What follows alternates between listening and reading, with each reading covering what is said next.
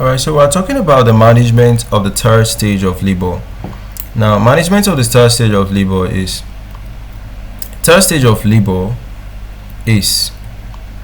you have delivered the baby, so now you are about to deliver the placenta. Okay, so you have to be careful and make sure that what the placenta is delivered. Of course, there's a lot of bleeding in this stage, and you have to make sure that everything is going on fine.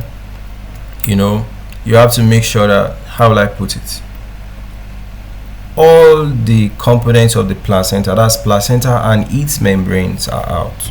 Okay, so management just have to do with the things you should take note during this time. So third stage of labor begins after the birth of the baby and usually ends with the delivery of the placenta and the membranes. Okay, so managing this stage is very important because there are a lot of complications here, and the most important complication here is the excessive bleeding that usually comes up. So there are two stages. We have the active management and the physiological, that's expectant management. So active one, you are introducing drugs, while the physiological, everything is natural. That's what's the difference. So the active one is recommended approach for most births. Okay, you administer drugs that will help the uterus contract more so that the placenta can detach. Okay, so the most used drug here is oxytocin. So early cord clamping and cutting, okay, typically within 1 to 3 minutes. Okay, immediately you deliver the baby.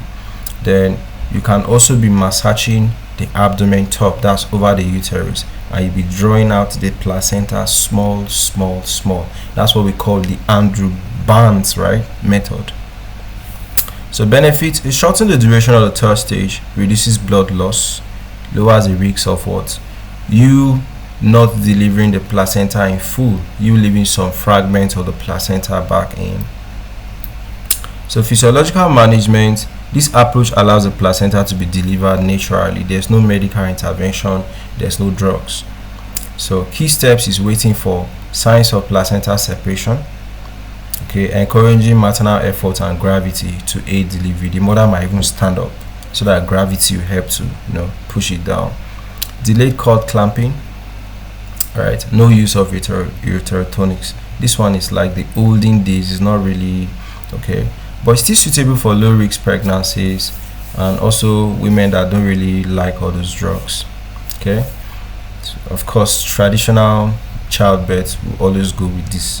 So keep monitoring the mother vitals and bleeding, okay, because postpartum hemorrhage is one of the things that usually kill women. So if placenta is not delivered within 30 minutes or bleeding is too much, okay, initiate protocols. Okay, be prepared to switch from physiological one, that's if the physiological natural one is not working, to active one, which you administer oxytocin.